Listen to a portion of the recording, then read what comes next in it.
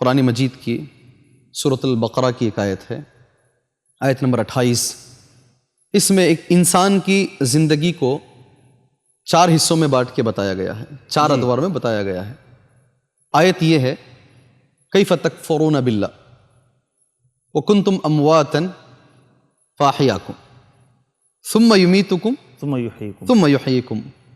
قرآن کہتا ہے کیسے ناشکری کی زندگی گزارو گے تم، کیف تکفرون باللہ، کنتم امواتا، تم مردہ تھے، اللہ نے تمہیں زندگی دی، ایک دور ہوا، پھر وہ تمہیں مردہ کرے گا، پھر تمہیں زندہ کرے گا، ایک اور دور ہوا، پھر تمہیں جانا ہے اللہ کی طرف، الیہ ترجعون۔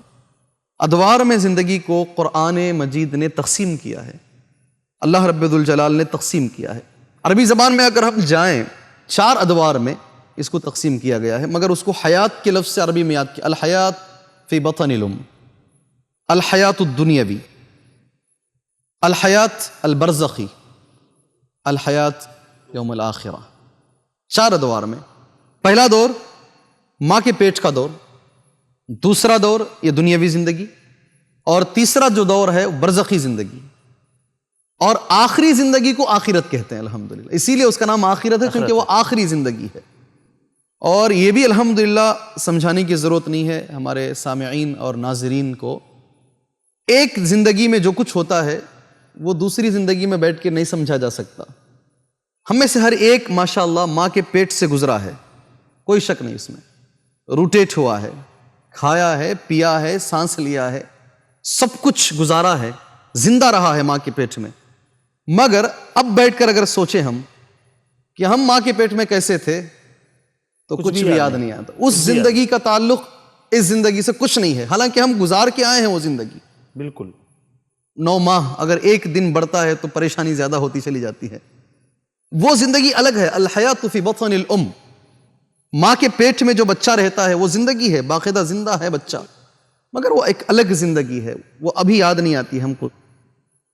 یہ جو زندگی ہے جس میں ہم دنیا میں گزار رہے ہیں، یہ اعمال کی زندگی ہے، یہاں کچھ کرنا ہے، یہاں محنت کرنی ہے، کھیتی باڑی کرنا، یقیناً کھیتی باڑی کرنا ہے، اور اس کا جو پھل ہے وہ بعد کی زندگی میں پانا ہے الحمدللہ۔ نبی کریم صلی اللہ علیہ وسلم نے صاف لفظوں میں کہا، اس امت کی جو عمر ہے 60 اور 70 کے بیچ کی ہے، ایوریج جو ہے ایوریج بالکل 60 اور 70 کے بیچ میں رہے گی امت محمدیہ صلی اللہ علیہ وسلم۔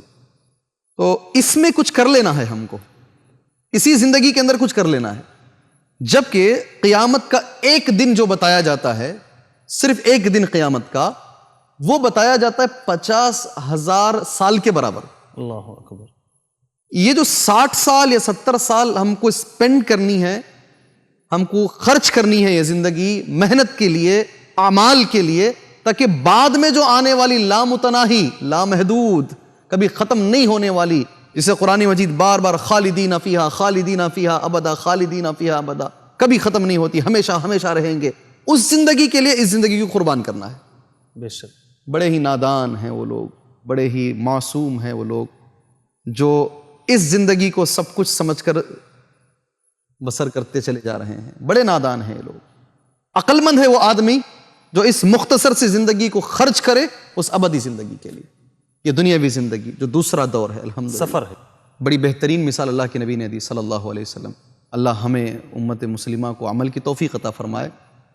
ایسی زندگی گزارو کأنک عابر سبیل، تم رہ گزر کی طرح، صحیح لفظ اردو میں کہتے نا، رہ گزر، تم راستے سے گزر رہے ہو، ایک درخت کے نیچے آپ نے کچھ دیر کے لیے آرام کر لیا، سفر بھی نہیں کہا نبی نے، وہ مختصر جو آرام ہے اتنی ہی دنیاوی زندگی ہے، اور چھاؤں لینے کے لیے منزل الگ ہے، تمہاری منزل الگ ہے۔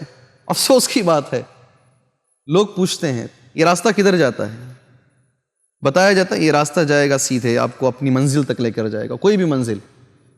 اگر کوئی آدمی راستے کے شروع میں ہی بیٹھ جائے، مجھے راستہ مل گیا بس میں بیٹھ جاؤں گا، تو وہ کامیاب انسان نہیں ہے۔ بے شک اسے اصل منزل کی طرف جانا چاہیے، تبھی منزل پر پہنچا تو وہ کامیاب ہے۔